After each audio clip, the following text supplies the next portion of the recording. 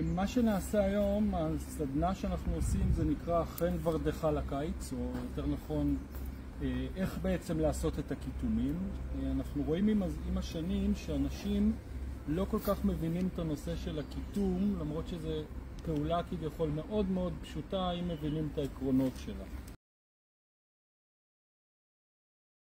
ורד בעיקרון, כשאנחנו מסתכלים פה נגיד על ברונית קרוליין, שזה חלק מהוורדים, הילד תראי להם את הגינת הדגמה שלנו, זה חלק בעצם בגן הדגמה שלנו. כשהגן הדגמה הזה יש בו הרבה מאוד זנים חדשים שאנחנו בעצמנו בודקים אותם, והפעם הקודמת שעשינו להם טיפול כלשהו זה היה בסדנת גיזום שעשינו בחורף, ובעצם כשעושים גיזום אז התוצאה שמקבלים אחרי גיזום חורפי זה שבעצם כל הוורד פורח לו בבת אחת. זה אחרי גיזום חורפי. עכשיו אנחנו מדברים על קיטום, שקיטום זה פעולה שאנחנו עושים בעצם כל השנה, תלוי כמה גלי פריחה אנחנו רוצים לקבל, תלוי על איזה זנים מדובר, איזה סוג זנים מדובר, ואני אסביר לכם עכשיו את העקרונות. בקיטום יש שתי גישות שאין ביניהם נכונה יותר או נכונה פחות. קיטום יכול להיות או קיטום טוטלי לכל הצמח, שבעצם אבא שלי תמיד היה אומר מתי נכון לקטום, כשהוורד מפסיק להיות יפה. זאת גישה אחת, בעצם לבוא עכשיו על השיח הזה שרובו כבר לא פורח.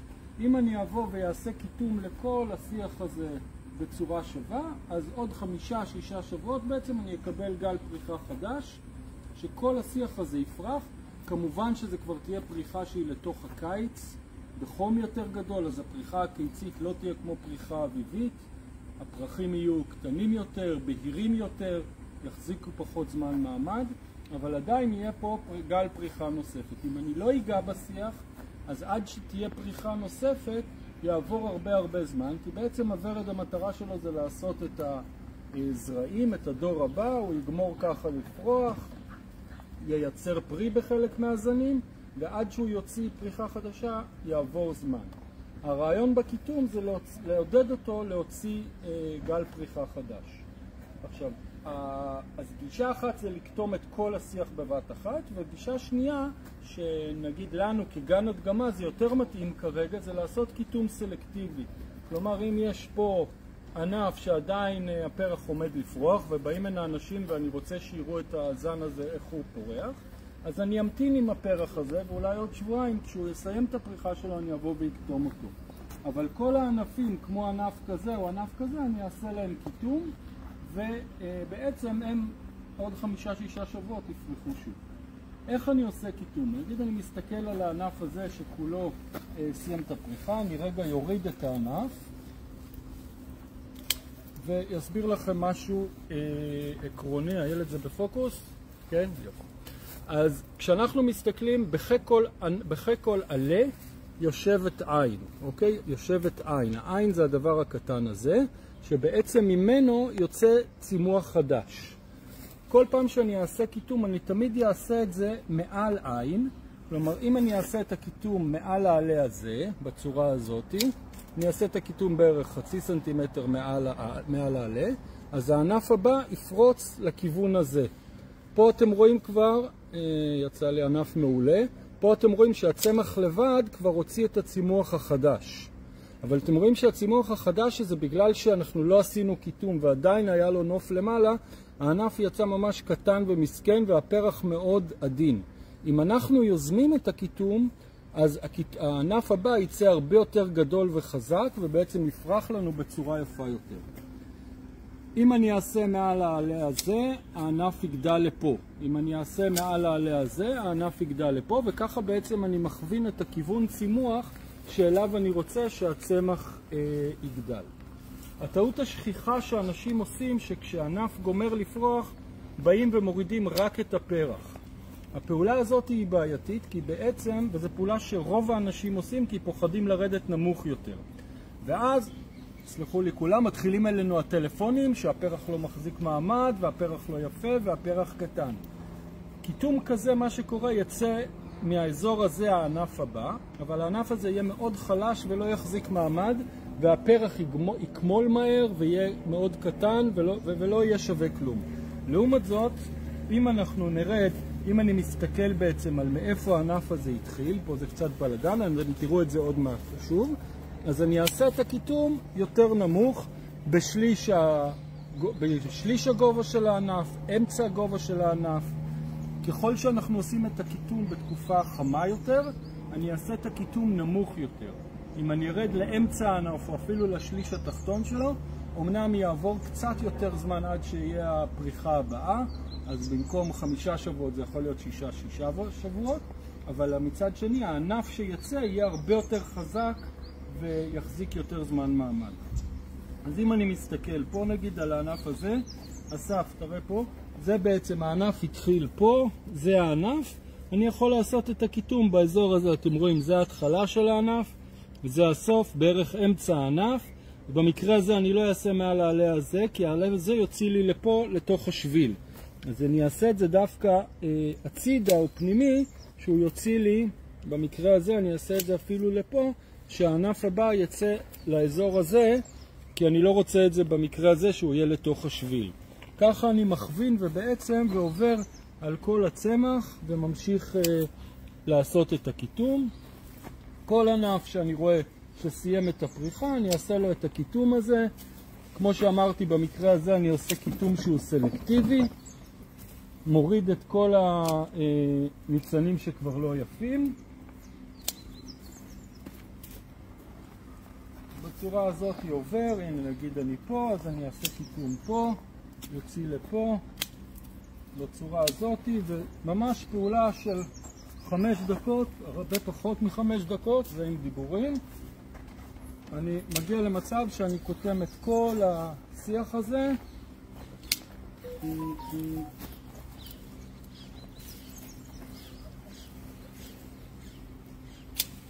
בצורה הזאת. אני יכול, נגיד, אם אתם רואים זה זן שיש לו תפרחת, אז יש עוד את השני ניצנים האלה שעומדים לפרוח, וזה כבר לא יפה. אז אני יכול כרגע להוריד רק את זה, ורק את הדבר הזה, ועוד שבועיים בערך, כשזה יסלם לפרוח, אז אני אבוא וירד נמוך יותר. ככה בעצם אני מנקה את הצמח, כבר הוא נראה הרבה יותר טוב מקודם, וגם עודדתי אותו להוציא פריחה חדשה, חזקה יותר, ושתהיה יותר טובה לתקופה של המשך העונה, לקיץ. בעצם כל הדברים האלה, כל הקיטומים האלה שאני עושה, עכשיו אנחנו תחילת יוני, איפשהו סוף אמצע יולי, יהיה לי פה כבר את הפריחה הקיצית מזה. זהו, זה פה אנחנו רואים בעצם שיח שסיימנו במצב הזה. לא, ממש לא חם מדי, אין שום בעיה לעשות את זה, זה לא משנה באיזה שעה עושים את הקיטום, או הוורד לא מרגיש את זה. מה שכן, חשוב להבין שהקיטום הוא לא גיזום, אתם רואים שעדיין אני משאיר לוורד הרבה מהנפח שלו, אני לא יורד נמוך ומכסח לו את הצורה למטה, כי זה בעצם כן יכול להכניס את הוורד לשוק גדול מדי, בגלל זה הוורד עדיין בצימוח ועדיין עובד, זה לא כמו בחורף שהוא מסוי בתרדמה, ואני יכול להרשות לעצמי לרדת כמה קומות. בעצם מה שקורה עכשיו, אם אני עשיתי את הקיטום פה, אז מפה יצא ענף נוסף, ואני עליתי בגובה, וככה אם אני עושה 4-5 קיטומים בשנה, אני יכול לעלות 6 קומות בוורדים, בגובה. לפעמים זה גבוה מדי, אז א', אם זה גבוה מדי, אני יכול לפעמים לרדת אפילו 2 קומות, תלוי במצב הענפים. וב', אני לא אעשה יותר מזה, כי אז זה יכול להכניס את הוורד לשוק. כמובן, אם אני רואה ענפים יבשים או משהו כזה, או ענפים ממש דקיקים, אני יכול להוריד אותם לגמרי. נגיד כמו פה יש התייבשות כזאת, אתם רואים פה, עשו את הקיטום מאוד גבוה מהניצן, אז זה מה שקורה כשעושים קיטום גבוה. תמיד נכון לעשות את הקיטום כמו שהראיתי, אם זה העלה, אני אקרב את זה, אם זה העלה ואני רוצה שזה יפרח לשם, בערך חצי סנטימטר מעל העין, הענף הזה יגדל לכיוון הזה. לא לעשות קיטום כזה נגיד, ושישאר כל הדבר הזה, ואז הוא נרכב, והריקבון יכול לרדת למטה. אם עושים את הכיתום ליד העין, הכיתום נעצר איפה שהעין עצמה, הריקבון, סליחה.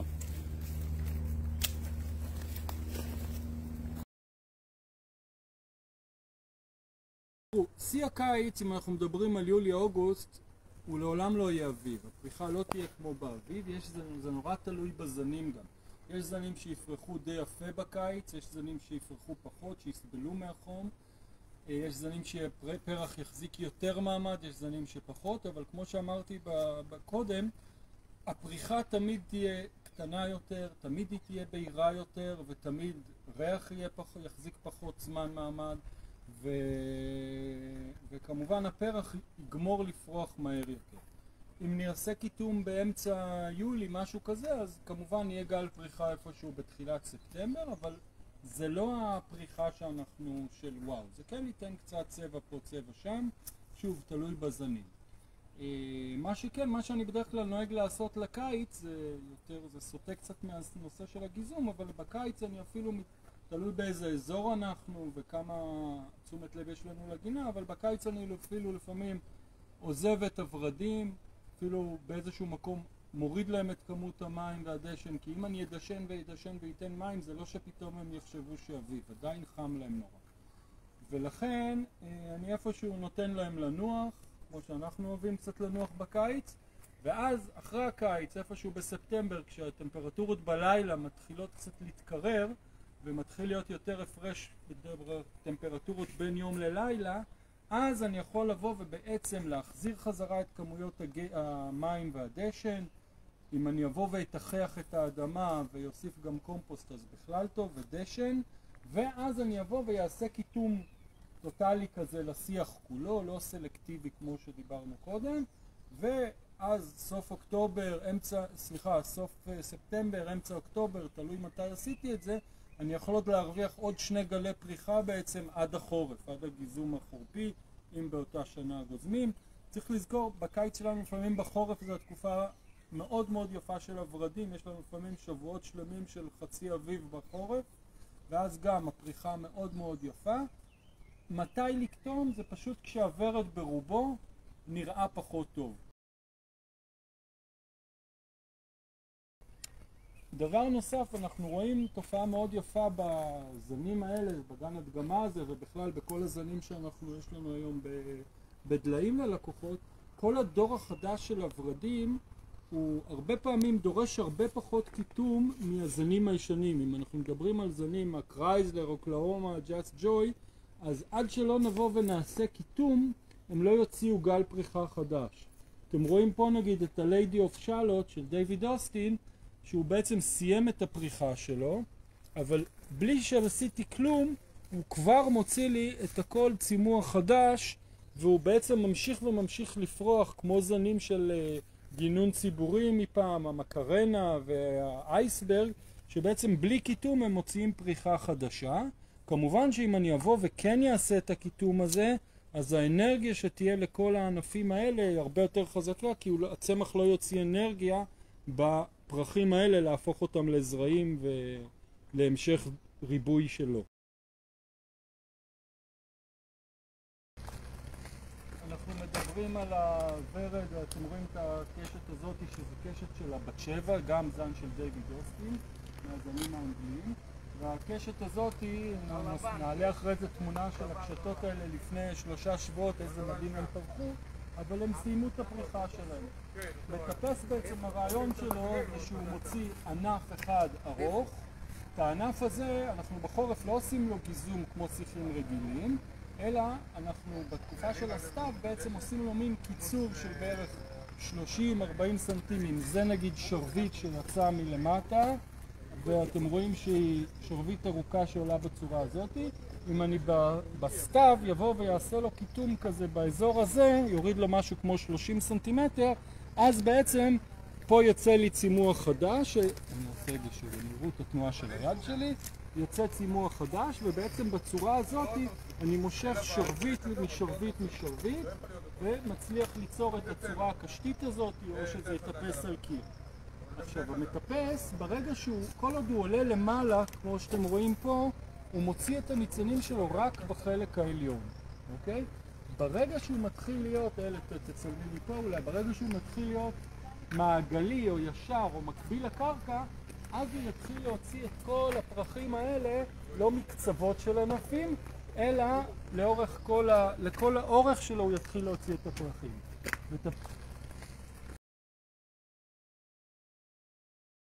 אז אתם רואים פה שברגע שהענף מקביל, הוא מוציא את כל הענפים האלה שכבר יעשו פריחה מחודשת. אז במקרה הזה אני אוריד את זה פה, והוא יוציא פריחה חדשה.